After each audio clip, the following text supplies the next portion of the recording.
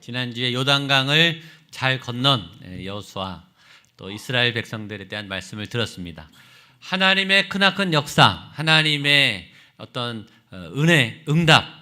오늘 말씀의 주제는 그 응답 이후에 그런 영적 체험과 승리를 경험 이후에 어떻게 해야 되는가? 어떻게 해야 되겠습니까? 이걸 기록하고 남기고 그 은혜를 계속 간직하는 장치를 만드는 거예요. 그게 오늘 말씀의 주제입니다. 하나님을 체험했으면 그것으로 끝나는 게 아니고 됐다, 건넜다, 끝났다 그게 아니라 그 흔적을, 그 체험을 기록하고 마음에 새기고 보관하고 간직해야 된다. 그것이 오늘 전체 메시지입니다. 위대한 하나님의 역사가 열리는 순간 요단강이 아무 때나 열리나요? 구약 전체 딱 한 번 열렸어요. 홍해는 딱 한 번 갈라졌죠.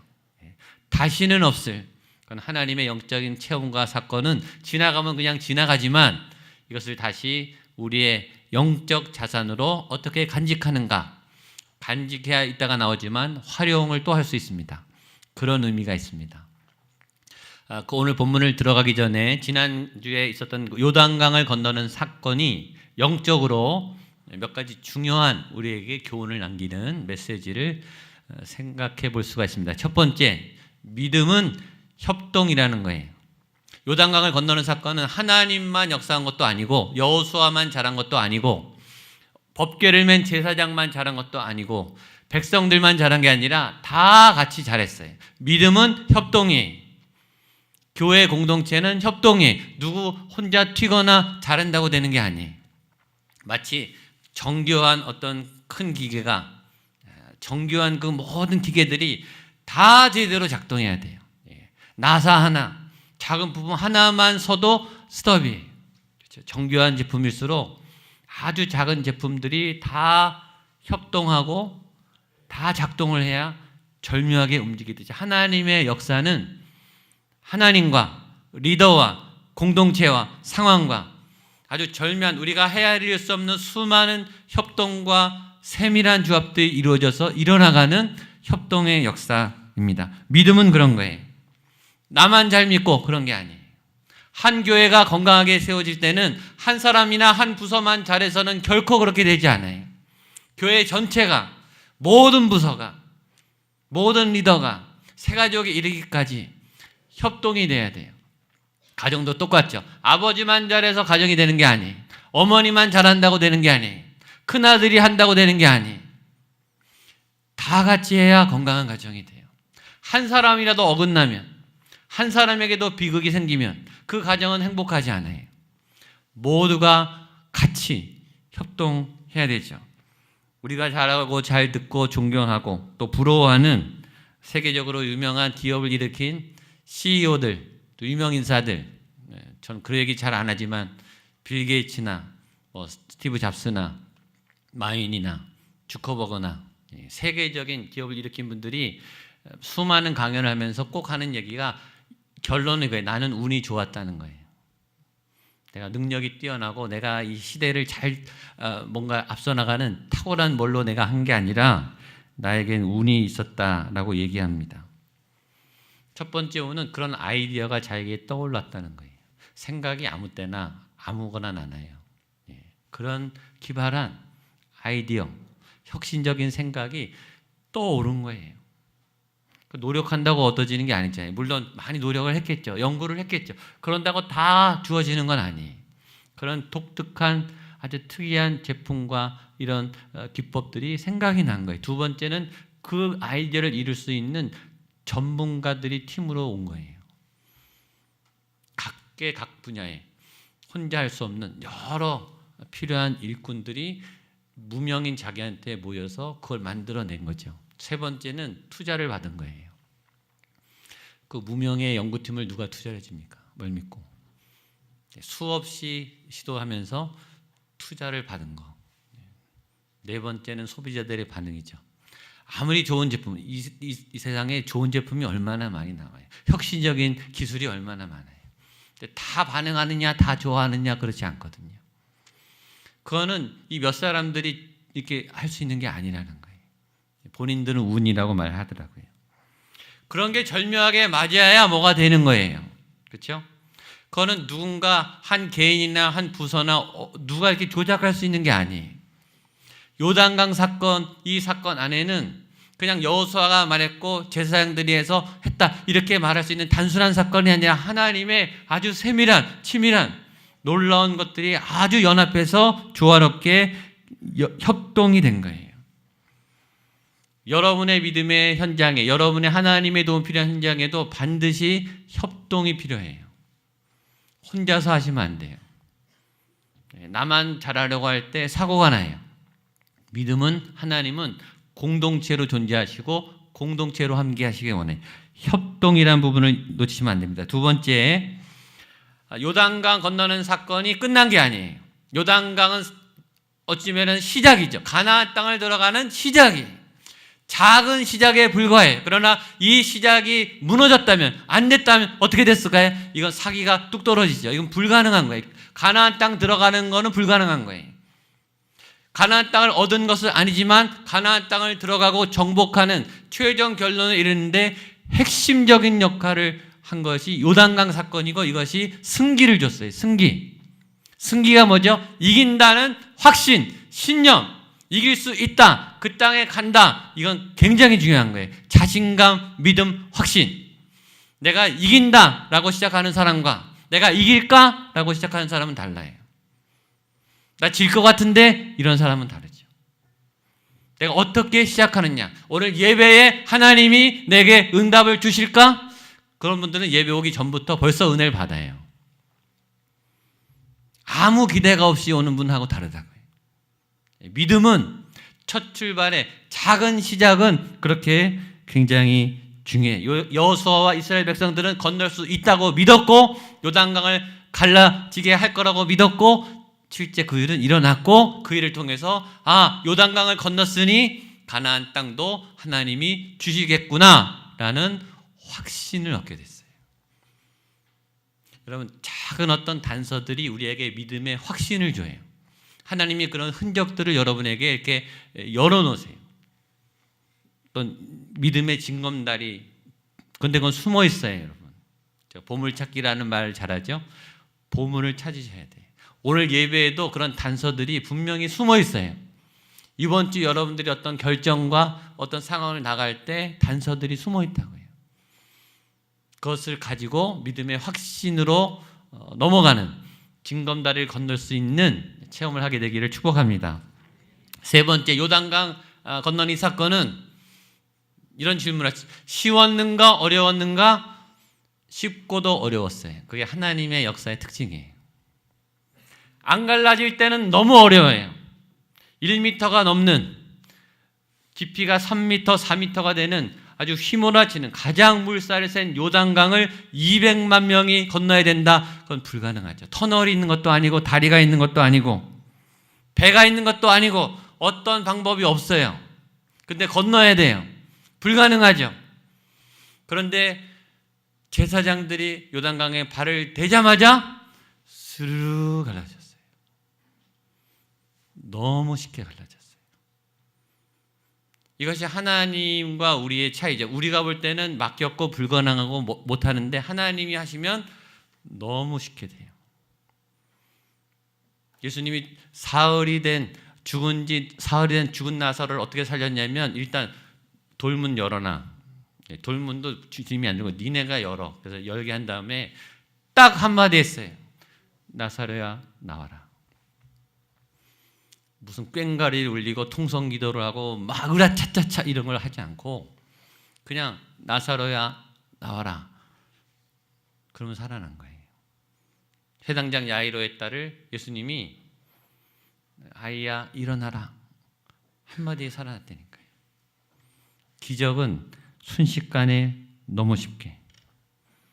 가나 혼인잔치에 물이, 포도주가 언제 됐는지 아무도 모를 만큼 그냥 스르르 연기가 나든지 이상한 굉음이 울리든지 번개가 치든지 그런 일이 없었다고요. 여러분, 우리가 못할 때는 죽어도 안 돼요. 이건 죽었다 깨나도 안 되는데 하나님이 하면 너무 쉬워요. 우리가 아프다가 병이 날 때도, 감기 걸렸다가도 막 힘드는데 어느 날 자고 나서 깨면 안 아파요. 그때 몰라요. 나중에 알죠. 내가 감기가 났네, 기침이 안 나네, 열이 내렸네. 날 때는 스르르 자금이 안 풀리고 상황이 어렵고 살 길이 막막하는데 어떨 때는요 이게 스르르 풀려요. 사람하고 골이 깊어서 죽을 때까지 저 사람하고 안 될 것 같은데 어느 날요 이게 스르르 풀려요. 근데 그게 쉽게 풀리는 것 같지만 쉽지 않은 거죠. 하나님의 역사가 있는 거예요. 하나님은 풀 때는 쉽게 풀어주세요. 문제가 어렵다고 어렵게 풀리지 않아요. 문제가 어려워도 하나님이 손대시면 쉽게 풀려요. 근데 그 쉬운 하나님의 방법을 취할 때 믿음의 태도 역시 쉽지 않아요. 하나님은 쉽게 오시는데 예수님이 말했죠. 나사로를 살리기 전에 돌문을 굴려라. 예수님이 그랬어요. 그랬더니 거기 있는 마르다가 또 사람들이 주님 죽어서 썩어서 냄새가 납니다. 어떻게 삽니까? 절대 못 열어요. 그랬거든요. 돌문을 굴리는 것은 어려운 일이 아니지만 돌문을 굴리는 마음은 열리지 않는 거예요. 맹물을 받았고 예수님이 포도주도 아닌데 떠다 줘라. 물 뜨는 건 어렵지 않아요. 그러나 맹물을 떠다 주는 내 확신은 어려운 거죠. 요단강이 갈라졌어요. 건너는 게 뭐가 어려워요. 근데 그 6시간, 7시간 반나절을 제사장들이 요단강이 계속 갈라지도록 버티고 서 있어야 되는 거예요. 그 일은 어려워요. 그러니까 하나님의 일은 때로 굉장히 어렵고 때로 굉장히 쉽고 그러나 어려워요. 우리의 믿음이 반응해야 되는 거예요. 하나님이 혼자서 알아서 다 이렇게 하시는 게 아니에요. 하나님이 쉽게 베풀어 주시는 그 기적의 현장에서 우리는 믿음으로 순종하는 어떤 행동을 해야 열리는 거예요. 그래서 요단강 사건이 주는 몇 가지 메시지입니다. 이런 열림의 역사가 여러분에게도 일어나게 되기를 축복합니다. 그러면 그 은혜를 어떻게 마무리하느냐, 오늘 마무리인데요. 하나님이 12돌을 취해라. 1절로 3절입니다. 시작. 그 모든 백성이 요단을 건너가기를 마침에 여호와께서 여호수아에게 말씀하여 이르시되 백성의 각 지파에 한 사람씩 12사람을 택하고 요단 가운데 제사장들의 발이 굳게 선 그곳에서 12를 택하여 오늘 밤 너희가 유숙할 그곳에 두게 하라. 요단을 건너서 끝난 게 아니라 여러분 은혜의 체험이 있다면 마무리를 하셔야 돼요. 제가 아울리치를 갔다 오면은 보고 영상을 하잖아요. 보고를 하고 정리를 하고 기록에 남기고 흔적을 남겨야 돼요. 근데 그 12돌을 어디서 갖고 오라 그랬냐면 12 제사장이 서 있었던 바로 그 중심, 요단강이 갈라지고 중앙에 서 있었던 기적의 현장, 하나님의 은혜의 현장에 있던 그 돌을 갖고 오라 그런 거예요. 영적 메시지는 뭐죠? 하나님이 베푸신 현장에 있었던 흔적을 갖고 오라는 거예요. 그것을 남겨놔야 된다. 좋은 믿음의 경험들을 간직해야 된다라는 거예요.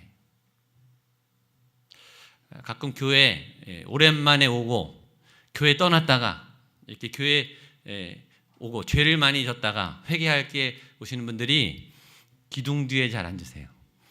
예배는 드려야 되는데 보이기는 싫고 기둥 뒤에 조심하십시오. 근데 그러다가 은혜를 받으세요. 그런 분들이 꽤 많아요. 저도 기둥 뒤에 몇 번 앉아봤어요. 근데 그 기둥이 기억나요. 그때 제가 어떤 기도했는지 기억나요. 그게 믿음의 흔적이죠. 기도원에 가서 밤새 비닐자루 뒤집어 쓰고 바위 앞에서 바위를 흔들거나 나무 뿌리를 뽑거나 그 기도원 그 바위가 전 기억나요. 그때 하나님을 새로 만났거든요. 그 흔적을 갖고 오라는 거예요. 그 믿음의 흔적. 요한복음 9장에 보면 아주 재미있는 사건이 있습니다. 전에 한번 언급한 사건인데 안식일에 지금 말하면 주일날 예수님이 소경을 고쳤어요. 좋은 일이지만 유대인들과 바리새인들이 볼 때는 일을 한 거예요. 그때 소경을 거치고 예수님은 사라지셨고 소경만 남았어요. 그 소경을 데리고 이 바리새인과 유대인들이 예수님을 고발하기 위해서 계속 이 사람을 신문해요. 근데 이 소경은 은혜 받고 좋은데 자꾸 신문하니까 당황해요.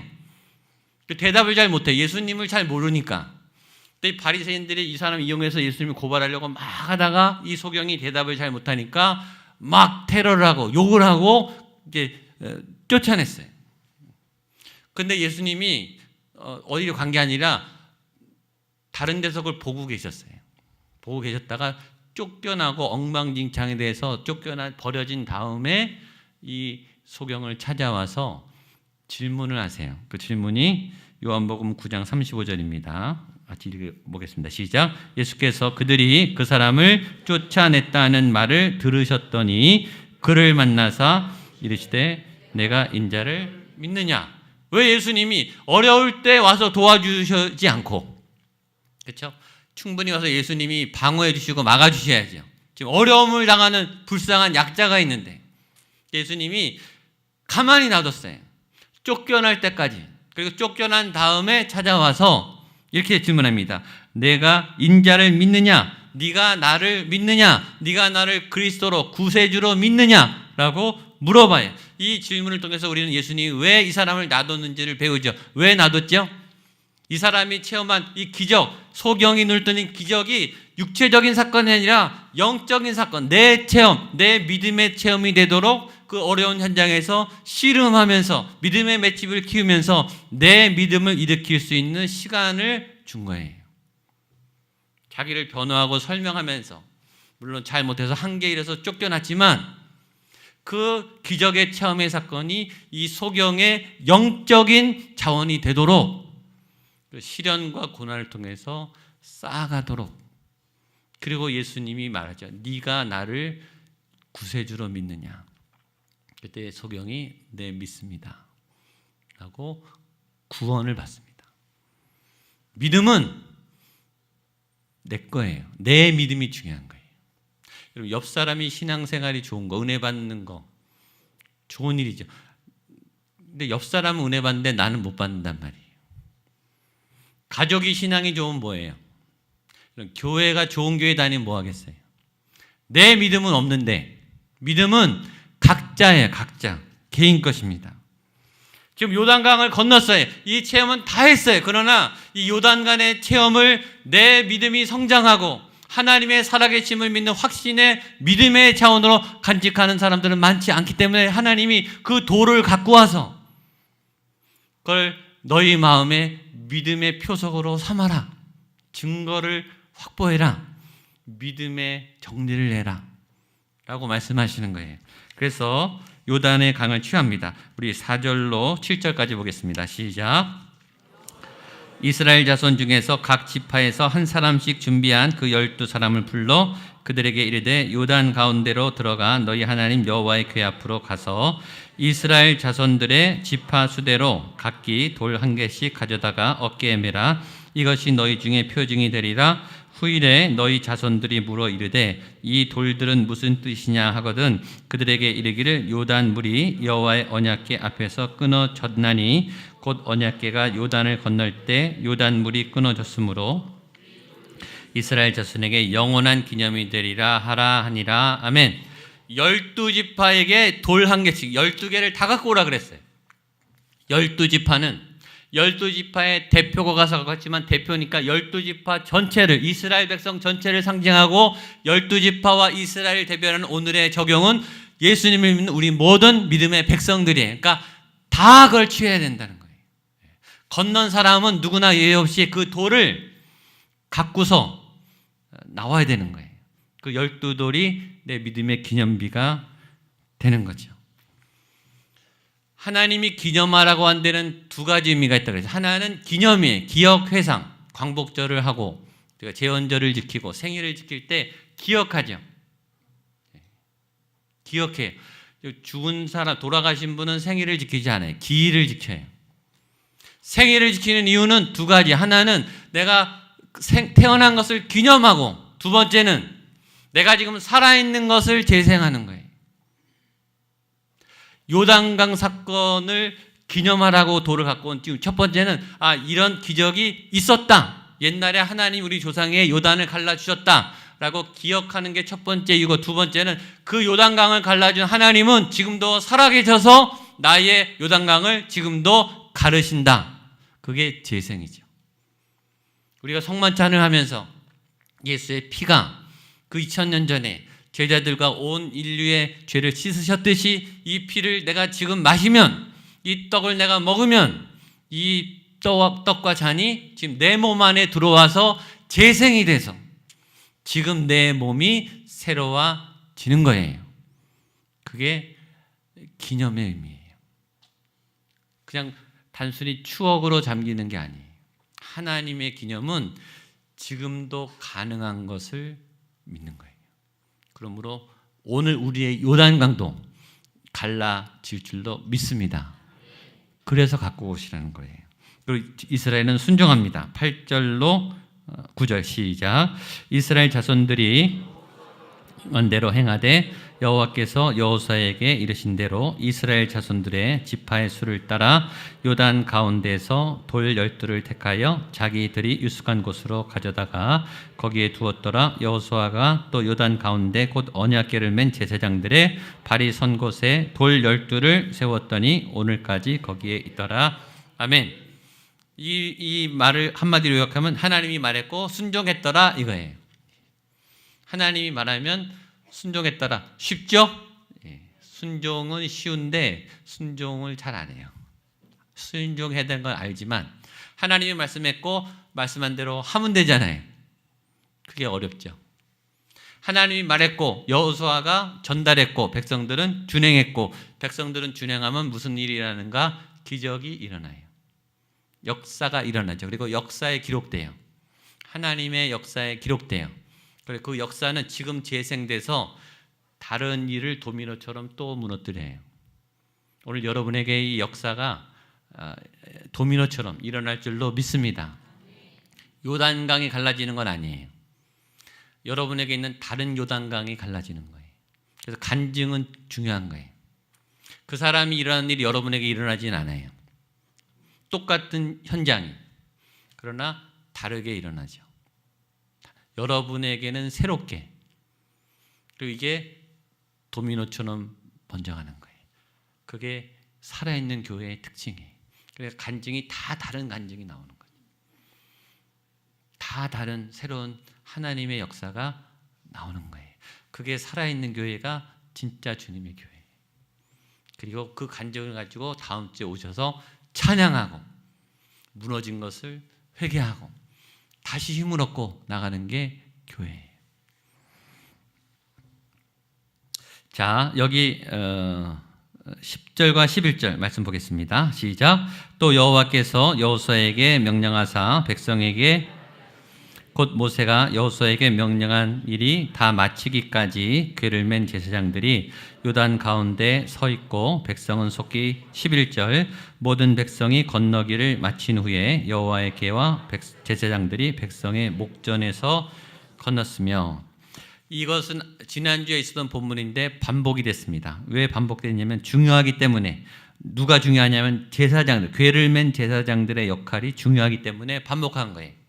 자, 요단강이 어떻게 갈라졌는가? 궤를 맨 제사장들의 발이 먼저 요단강에 닿았어요. 그러니까 기적의 시작을 일으키는 사람이 제사장들이었고, 그 사람들이 중앙에 가서 그 200만 명이 다 건널 때까지 물이 갈라진 그 중앙에서 법궤를 들고 6시간 이상 서 있었어요. 그러니까 과정 중에서도 계속 중앙에 있었고, 백성들이 다 건너니까 건넌 다음에 마지막에 제사장들이 건넜죠.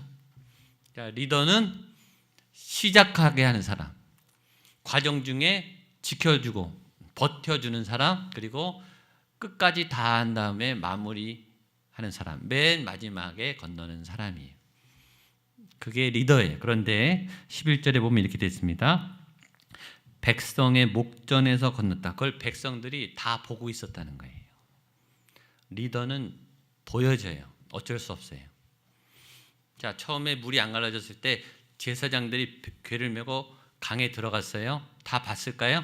다 보고 있었겠죠. 안 갈라지면 어떡해요? 제사장들이 그런 일을 해봤나요? 처음이에요. 얼마나 부담스러웠겠어요. 그런데 갈라졌죠. 갈라졌다, 됐다, 끝났다. 그게 아니라 거기 6시간 서 있어야 돼요. 백성들이 다 지나가면서 봤을까요? 안 봤을까요?